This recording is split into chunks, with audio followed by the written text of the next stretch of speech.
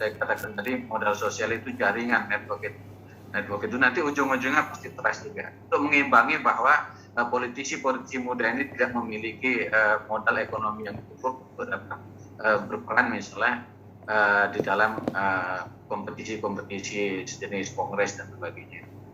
Itu yang saya sampaikan. Terima kasih Pak Hatta. Pak Bang Yarmin mungkin bisa menambahkan apa yang bisa dilakukan teman-teman muda ini untuk bisa mengadvokasi sebuah internal party reform yang ini tidak berlawanan, ini tidak harus berhadapan dengan orang luar, tapi harus berhadapan dengan pimpinan partai sendiri ketika bersifat kritis terhadap pimpinan partai dalam konteks mengambil kebijakan-kebijakan strategis yang mungkin akan sedikit banyak menyinggung atau bertentangan dengan kepentingan pimpinan partai sendiri. Mungkin Bang Yarmin punya saran untuk bisa dilakukan oleh teman-teman muda ini.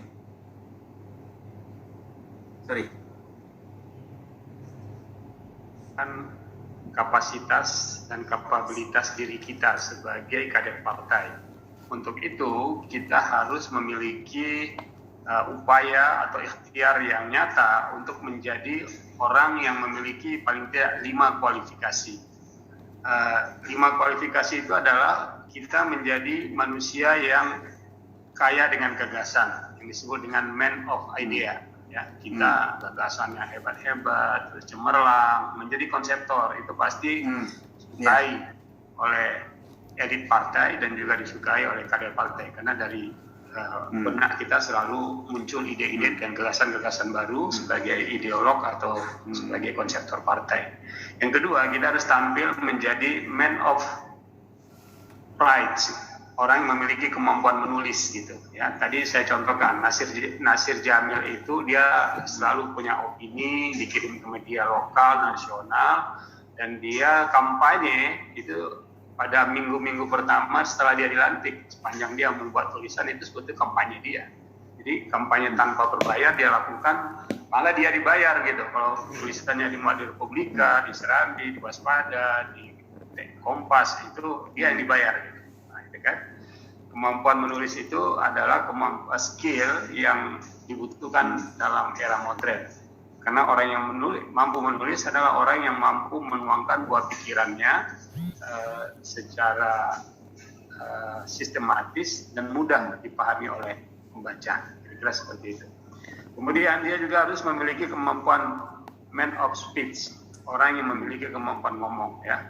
Jadi 2 kemampuan ini harus dimiliki oleh seorang kader partai, apalagi dia menjadi elit partai, pandai menulis, pandai bicara.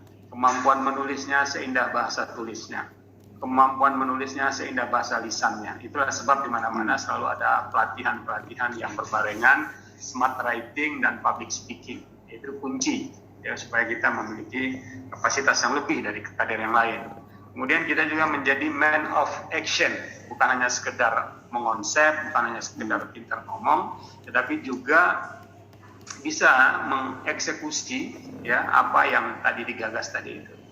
Kemudian berikutnya baru man of image, bagaimana kita menjadi manusia yang mampu mencitrakan dengan baik partai kita, lembaga kita, teman-teman separtai kita, bahkan gagasan-gagasan yang lahir dari partai kita. Ya, saya pikir itu dia. Jadi kita harus menjadi pribadi yang memiliki 5 kualifikasi seperti ini. Man of idea, man of rights, man of speech, man of action, dan terakhir kali man of image. Itu bukan hanya untuk men, tapi juga untuk women. Gitu. Yeah.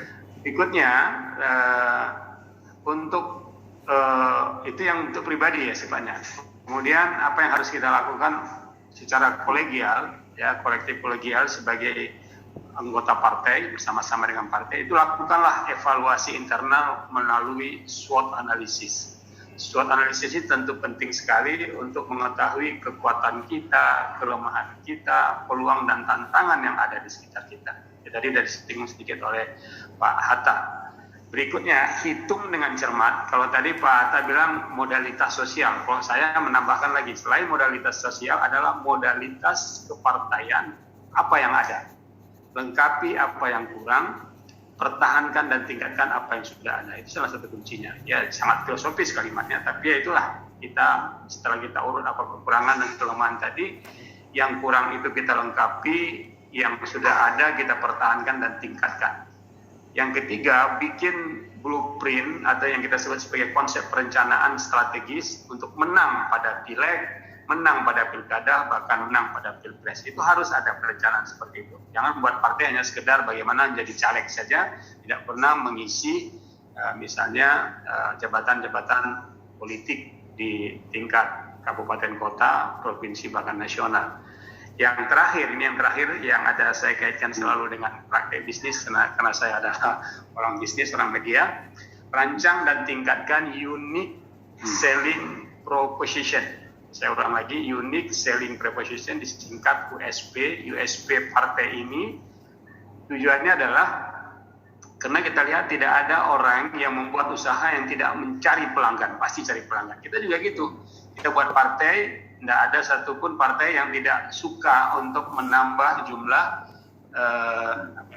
jumlah konstituennya atau jadi kader partainya. Bahkan Partai Komunis itu 3/4 dari Cina itu adalah anggota partai, katanya seperti itu. Tidak ada pengurus partai yang tidak ingin memiliki banyak kader dan banyak konstituen. Itu hal yang umum berlaku di dunia politik. Oleh karenanya, untuk mencapai hal itu dibutuhkan nilai jual tinggi pada produk-produk politik yang kita tawarkan. Disinilah perlunya unique selling proposition itu. Pada dasarnya USP ini merupakan faktor yang membedakan produk yang Anda jual dengan produk yang dijual oleh kompetitor. Kalau kita paham tentang prinsip USP ini, ya saya pikir kita akan memenangkan pertarungan. Alasannya adalah seperti dikatakan, saya kutip ya, ada satu pendapat dari Profesor Harvard Business School University, Theodore Levitt, kata dia, diferensial adalah salah satu kegiatan strategis dan taktis yang paling penting di mana perusahaan harus terus-menerus terlibat. Artinya apa? Partai pun juga seperti itu, dia harus selalu membuat beda. Gitu. Saya pernah menyunting satu buku namanya Politisi Kampungan, ditulis oleh Pak Malik Raden. Malik Raden ini bekas guru, bekas kanwil pendidikan di Aceh, dan kemudian maju menjadi politisi melalui jalur DPD, Dewan Pimpinan Daerah. Dia terpilih dengan suara paling banyak pada periode pertama DPD ada. Apa yang dilakukan? Yang dilakukan itu adalah bagaimana menjadi sapi biru di tengah sapi yang warnanya udah umum.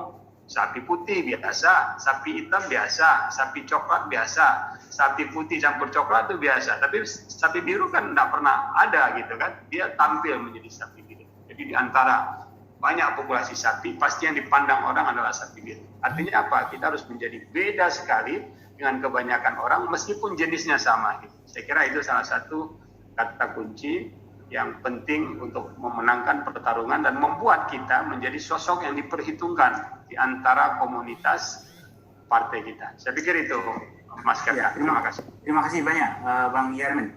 Bro William, ada yang mau ditambahkan? Kalau tadi udah bicara banyak tentang